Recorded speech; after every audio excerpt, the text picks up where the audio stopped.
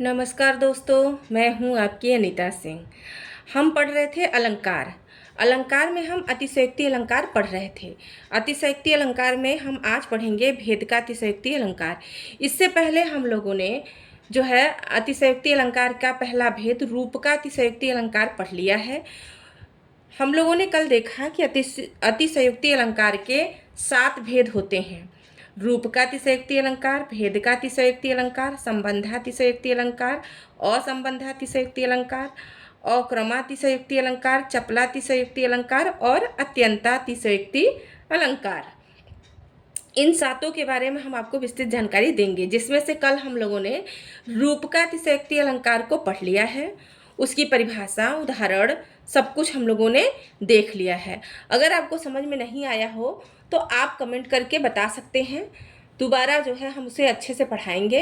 अगर आपने वीडियो को लाइक और सब्सक्राइब नहीं किया है तो प्लीज़ वीडियो को लाइक और सब्सक्राइब कर लीजिए।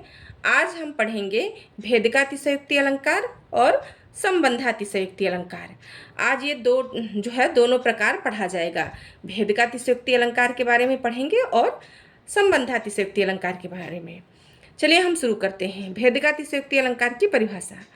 जहाँ उपमेय उपमान में भेद न होते हुए भी भेद दिखाया जाए वहाँ रूप का अतिशयोक्ति अलंकार होता है।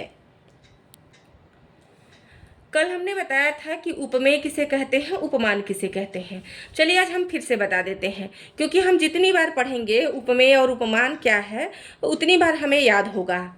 तो आज हम फिर से बताते हैं कि उपमेय जिसकी समानता बताई जाए उसे उपमेय कहते हैं।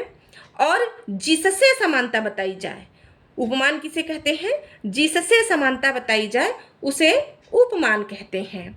उपमेय अक्सर मनुष्य से संबंधित चीज़ें होती हैं। मनुष्य के कार्य हो सकते हैं, मानव अंग हो सकते हैं, मानव स्वयं हो सकता है। और उपमान जो है वह प्राकृतिक चीज़ें होती हैं। चांद, सूरज और पेड़ पौधे, वृक्ष, ये सब जो है उपमान हो सकते हैं। जिसकी जो प्रसिद्ध ज़्यादा हो वो उपमान होता है और जो कम प्रसिद्ध हो वो उपमेय होता है। तो मनुष्य की चीज़ें प्राकृतिक चीज़ों की अपेक्षा कम ही प्रसिद्ध होंगे। मनुष्य द्वारा निर्मित चीज़ें उपमेय होती हैं और प्राकृतिक चीज़ें उपमान होती हैं। आपको बात समझ में आ गई होगी। इसकी परिभाषा क्या होती है कि जिसकी समानता बताई जाए, जिसकी समानता की जाए उसे उपमेय कहते हैं, और जिससे समानता की जाए उसे उपमान कहते हैं। चलिए उपमेय उपमान आप समझ गए होंगे। परिभाषा एक बार फिर देख लेते हैं। जहाँ उपमेय उपमान में भेद न होते हुए, उपमेय मतलब जिसकी समानता बताई जाए, उपमान जिससे समानता बताई जाए, दोनों में भेद न होते हुए भी भेद दिखाया जाए वहाँ भेद का अतिशयोक्ति अलंकार होता है। अब इसको पहचानेंगे कैसे, इसके पहचान के कुछ शब्द दिए हुए हैं। इसमें ज़्यादा जो है अंदर जाने की जरूरत नहीं है। जहाँ पे आप ये पहचान के शब्द देख लीजिए वो मान लीजिए कि भेद का अतिशयोक्ति अलंकार है। निश्चित रूप से पहचान के शब्द उसमें मिल जाएंगे। जहाँ और, नियारा, न्यारा, अन्य ही, अलग ही आदि शब्दों के माध्यम से उपमेय का अन्यत्व वर्णित किया जाए वहाँ भेद का अतिशयोक्ति अलंकार होता है। जहाँ और, नियारा, न्यारा, अन्य ही, अलग ही आदि शब्दों के माध्यम से उपमेय का अन्यत्व वर्णित किया जाए वहाँ भेद का अतिशयोक्ति अलंकार होता है। यहाँ तक आप समझ गए होंगे। चलिए उदाहरण देखेंगे और अच्छे से समझ में आ जाएगा। वे चितवन औरे कछु जेहि बस होत सुजान। वे चितवन औरे, देखिए यहाँ पे क्या मिल गया, औरे मिल गया। औरे वे चितवन औरे कछु जेहि बस होत सुजान। अब यहाँ कुछ देखने की जरूरत ही नहीं है, इसमें से औरे मिल गया तो ये समझ लीजिए कि भेद का अतिशयोक्ति अलंकार है। अगर भेद का अतिशयोक्ति अलंकार ऑप्शन में नहीं है तो कौन सा अलंकार हो जाएगा, अतिशयोक्ति अलंकार हो जाएगा। चलिए आगे इसके अर्थ जानने की जरूरत नहीं है क्योंकि हम यहीं से पहचान जाएंगे।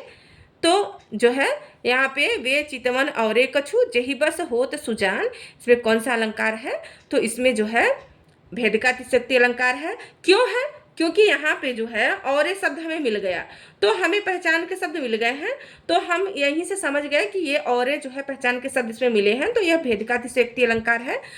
और भेद का अतिशयोक्ति अलंकार न होने पर ऑप्शन में इसे हम अतिशयोक्ति अलंकार मान लेंगे, क्योंकि ये सब तो सारे उसी के भेद है ना। देखिए भेद का अतिशयोक्ति या 7 जो भेद हैं वो नाम नहीं आएगा तो सारे के सारे जो है क्या हो जाएंगे, अतिशयोक्ति अलंकार तो है ही इसमें, तो सब अतिशयोक्ति अलंकार के भेद हो जाएंगे। दूसरा उदाहरण है, औरे कछु चितवन चलनी औरे मृदु मुस्कानी, औरे कछु सुख देत है सकैन बैन बखानी। यहाँ भी औरे शब्द आ गया है, औरे कछु चितवन चलनी औरे, यहाँ भी औरे आया है, मृदु मुस्कानी औरे कछु सुख देत है सकैन बैन बखानी। तो इसमें भी ये जो है औरे शब्द मिल गया है, तो यहाँ भी कौन सा हो जाएगा, भेद का अतिशयोक्ति अलंकार हो जाएगा।